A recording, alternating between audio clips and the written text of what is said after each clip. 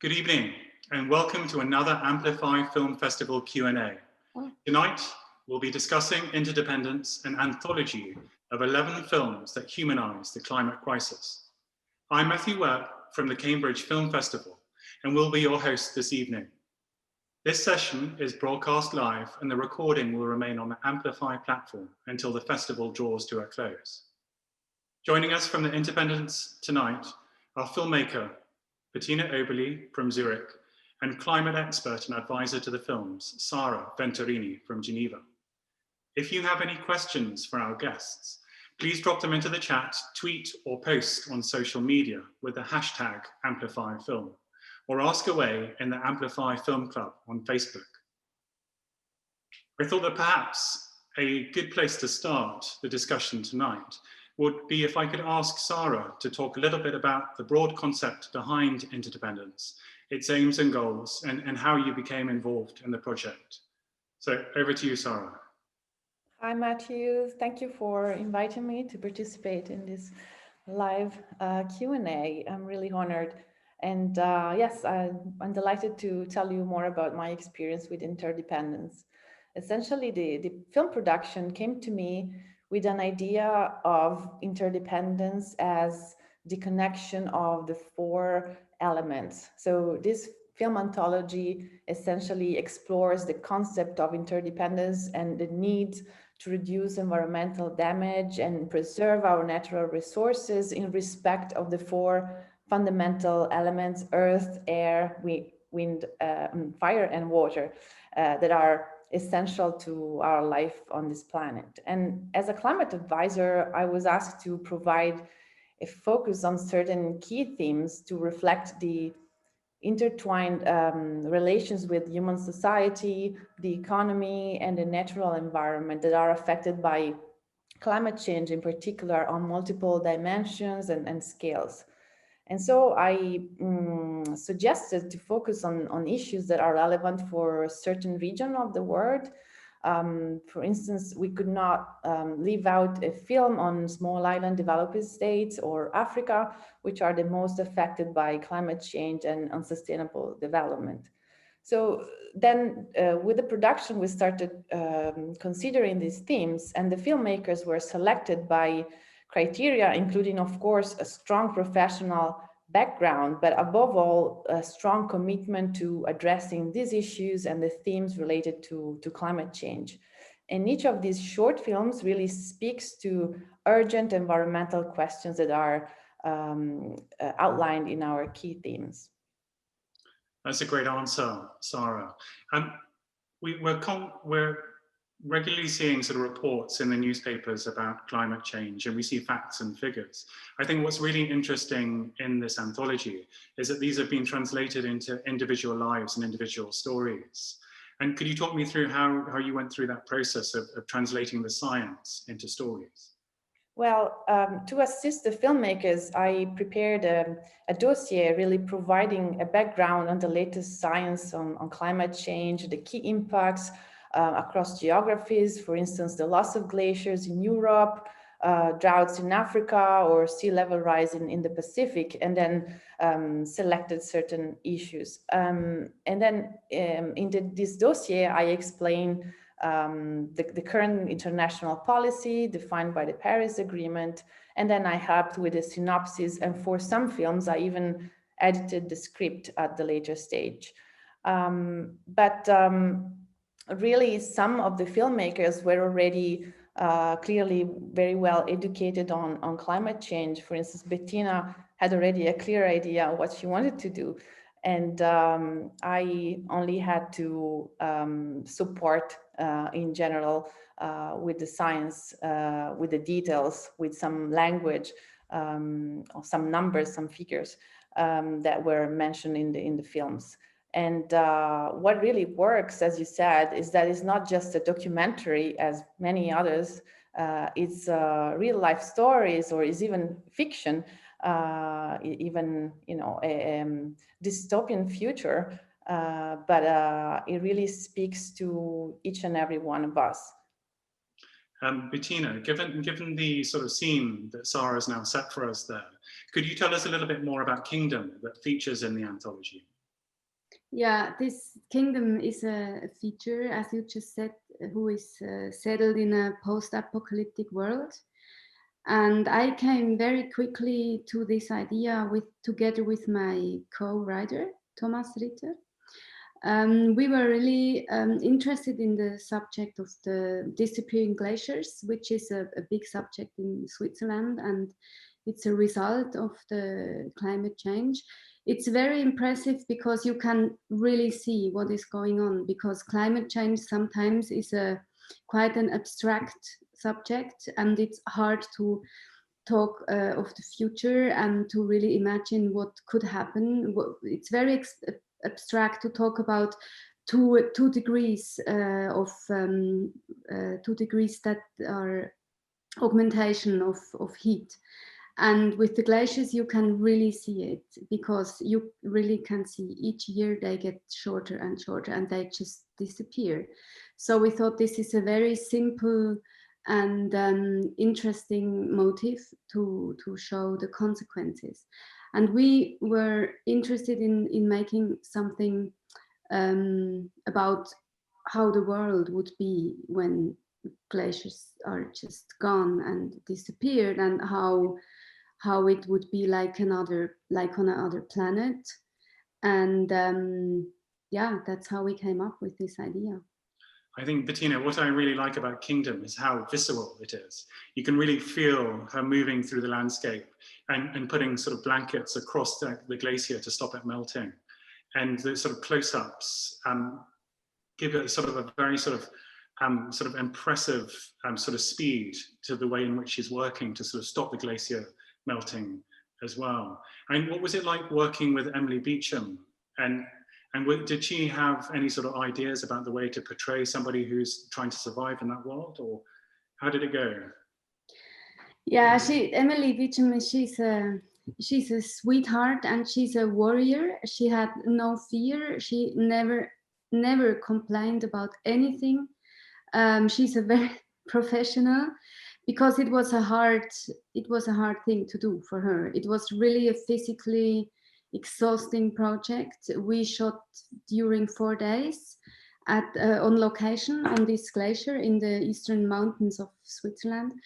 And we really had to walk a lot and bring all material, all camera material, all the animals that appear in the movie, everything we had to bring there by ourselves, because we said we cannot make a film about climate change and then come with a helicopter. So we really had to go through this valley and really climb up the difficult path. And Emily was she immediately said that she's interested in the subject. And Emily is a very small and fragile person from the outside. And I was really impressed how strong physically she is. And she also was not at all scared of the wolves. I was also she had very quickly a very good connection to the wolf. And the only thing, but she just told me afterward, she really hates to be in a cave, and she's scared of spiders. But she never told me anything about it. So she's very professional. Yeah, it was a nice experience. I think the wolves were on my list of questions about how you got those sort of wonderful shots. They were sort of very peaceful, and there was clearly a lot of respect between Emily and the wolves. And the pauses were very sort of evocative. It was very nice. Sara, if we go back to you, could we talk about that sort of process a little bit more, about working with lots of different filmmakers and how you sort of marry the sort of the science dossier that you prepared and their ideas for their films? Yeah, so by reading their synopsis, it was immediately clear that the filmmakers were interested in much broader issues than climate change, and then some of them were more informed than others. So with my dossier, I just provided the basic fundamentals of science, but then I tried to advise the filmmakers that it is important to always highlight the link between climate change with other environmental or socio-economic circumstances that the film are illustrating and their interdependence.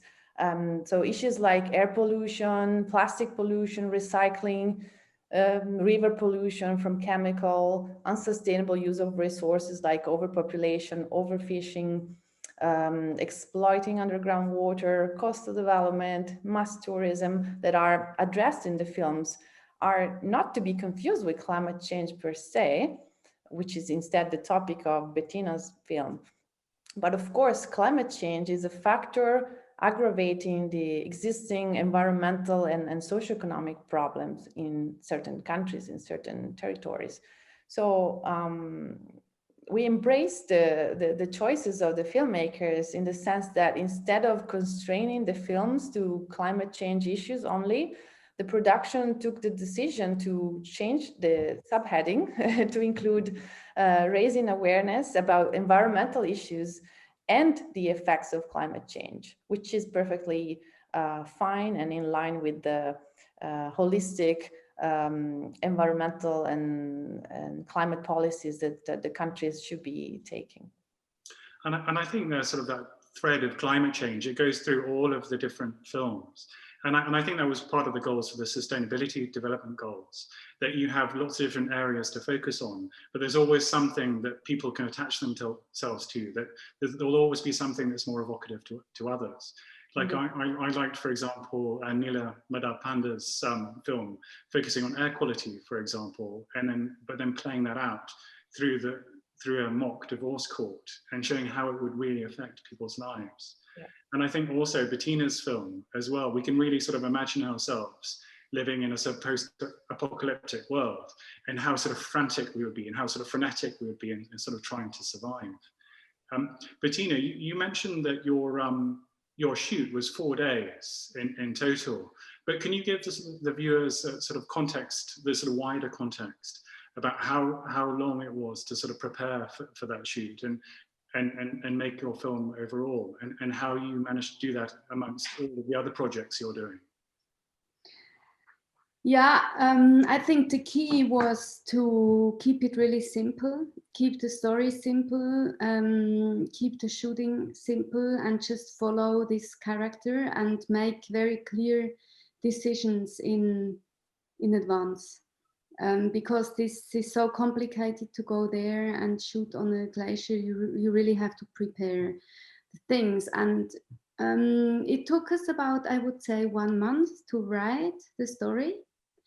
And then we got this great DOP, an Austrian DOP, who was who already shot with Emily before. So he knew her, and it was really a very good collaboration. And yeah, it was all about preparation, as it always is in making a movie, especially when you make a fiction film.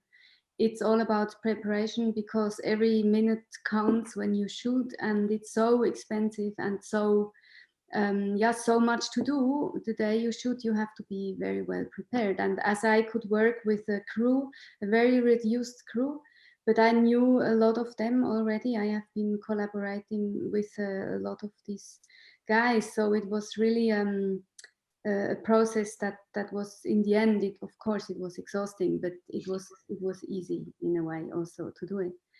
And it just fit well between, I had a little break in the editing of my recent film, so it just fit well into this couple of days in August 2019. Yeah. And I think this also fits well with Le Venton as well, which was sort of based on a farm and with somebody installing a wind turbine. It's clear that these sort of these topics are close to your heart.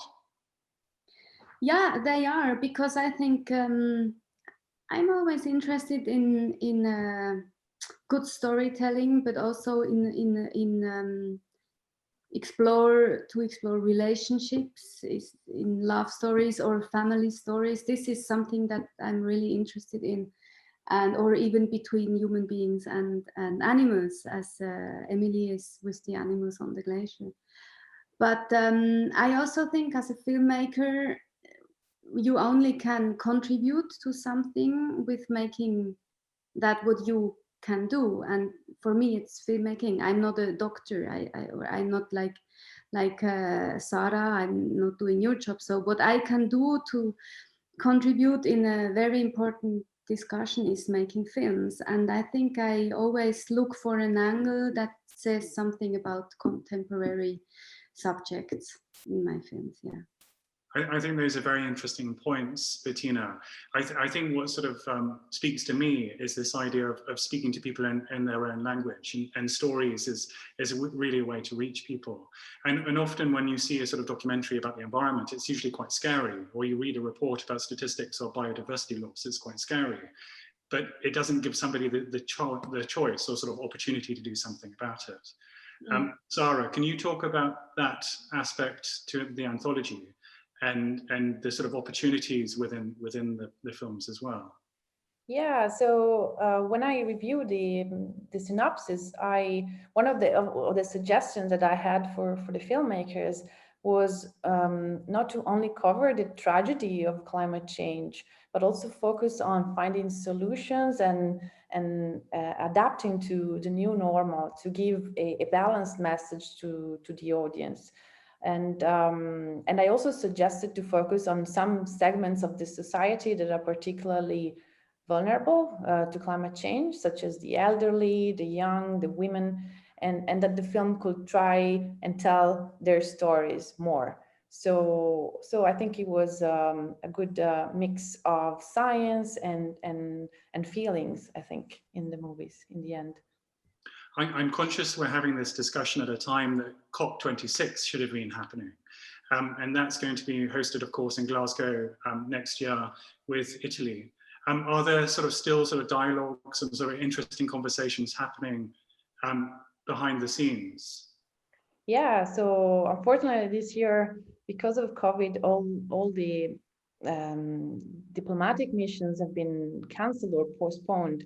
And so next year, in preparation to next year in Glasgow, we are working hard with the COP presidency, the UK government, the UNFCCC Secretariat, and other countries to prepare for the negotiations. And what's happening now is a series of online events, thanks to the UK government that appointed the so-called climate action champions that are addressing a number of issues. Essentially, there are over 100 virtual events between these 2 weeks in November, examining how to drive system transformation to reduce climate change, but also to build resilience to the impacts, bringing together major leaders, including heads of states, ministers, private sector representatives, governors, other international speakers.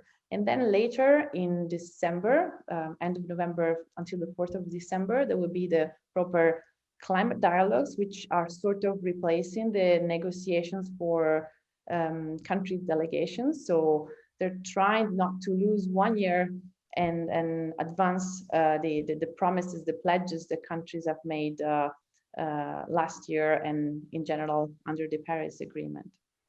I think that's really great to hear, Sara, that progress is still being made. And especially following the Paris Agreement, we'd like to see all of those goals realized. I think for the film festivals as well, we're trying to keep going through these times. And of course, we can't welcome people in person now. But what has it been like, Bettina, to attend virtual film festivals in lots of different countries? It's very, well, we have just to deal with it. We cannot change it right now. And I think the best thing is what we can do is to adapt. And sometimes, yeah, I make Zoom Q&As because I have another movie just now in the festival circuit. So sometimes I do a virtual Q&A via Zoom. Sometimes I do a little video introduction before people can watch the movie online. I was very lucky to attend a real film festival last September, but that was really the only one during the whole year. So yeah, we just have to adapt, and we are all in the same boat. So I think yeah, we do what we can do, but we are really hungry for a real live audience again, and I'm very looking forward to this moment. Yeah, so we're looking forward to sort of welcoming you back in the UK at some point as well. That would be fantastic. Yes. And I think as well as these sort of difficulties, I think what we've seen in the AMPLIFY Film Festival is that many people have come online to watch the movies and watch the Q&As that haven't been able to go to the festivals in the past. They might be part of a sort of living in a village somewhere, or they might be living in the countryside, and then they're tuning in to watch this Q&A, which is at least a nice thought. We have a question from the audience, which is how did the project come together, and how were the films chosen or commissioned? Who would be best to speak about that? Would Bettina or Sara? We can give an answer from different perspective, I guess. That would be great. Yeah, so back in September 2018, I was contacted by Adelina von Fürstenberg, the film producer from Art for the World, who was just starting this project with the support of the United Nations in Geneva. So Adelina had this idea for a while then, and she was focusing on more poetic elements, like I said, the 4 elements, and wanted to have this connection with the current affairs with climate change more in particular. So she got my contact from the head of the UN Library and Cultural Services with whom I worked in the past, who was promoting the initiative with Adelina. And I was immediately convinced that it was a good idea. So after participating in so many scientific meetings and policy dialogues, I thought that communication on climate issues was still too technical, and there was need for a different language to tell the story. Great. And how did you become involved, Bettina? Adelina called me because I think an Italian producer gave my name as a proposition for the Swiss part. She wanted to collaborate with different countries, and she was looking for someone from Switzerland, and so my name came up. I think because of Le Vent Tourne, the movie I did before. And yeah, she contacted me and proposed this project, and I immediately had the feeling that I have to say something about it, and if I can do it via my work, then it's the best way to do it. That's fantastic. I think that's one of the most interesting aspects of the anthology, is that you have participation from so many different countries, and all making work in very different ways. And so the film from Morocco, for example, is incredibly humorous, and with people wearing scuba masks and snorkeling gear in the cafe, you know, in the future when water rise will be so high, or even at the bus stops, they have the sort of masks to protect them from the storms. But you also have that piece from Brazil as well, which is very evocative from documentaries that are often shot in the Upper Xingu. I have another question, which is, will there be an interdependence too? What would that look like? I have no idea. What I know about my project, Kingdom, is we are now in the process of developing a long feature film out of this idea, and we already got funding to write the script, and we would really we are very much into writing now making the story much bigger, and yeah, tell like a post-apocalyptic Western with yeah, so it's very nice if you have something that started as part of this project, and in the end you have a whole new feature film. That's really exciting, and that was one of my thoughts actually. When you're producing a short film, you almost need to do the same sort of work as a feature film, but you have to think through the storyline, you have to think about the sort of the casting and so on, and so it's great that it's worked out that way, that it's becoming something bigger. Yeah. Yeah. We have another question from a Rosanna, which is really for Bettina. I loved your film, particularly the lack of language, so not using words and explanation for a vision of a future world. Could you talk a bit about this and the space you have left for the imagination of the viewer? Yeah, I think that's something that I try to do in each of my movies more and more, because film is one of the only arts that you can combine so many different elements. You have the sound, you have faces of the actors, you have the how they act, you have the camera work, but you also have the whole you choose the setting. So in this case it was like the mountain and the glaciers, so you have so many elements that come together. And I think the ideal of filmmaking is to also rely on all these different elements to tell a story, and not just put words in the mouth of the actors to explain. You can really trust more and more to all the other different layers. And I think I'm more and more interested in watching and making films with less and less dialogue. I think also that when you mentioned earlier the relationship between Emily and the DOP as well, which was very important. You could see the sort of the close-ups of action and very sort of specific framing of movement, which was still storytelling in itself. I think you didn't need the words to sort of follow that. No, I think it explains itself in a way, because of course, I mean, this is also a real fact. We in Switzerland, I don't know if somewhere else too, but here in Switzerland, we really start to cover up the glaciers with special tissues, so that you don't stop the melting process, but you can slow it down.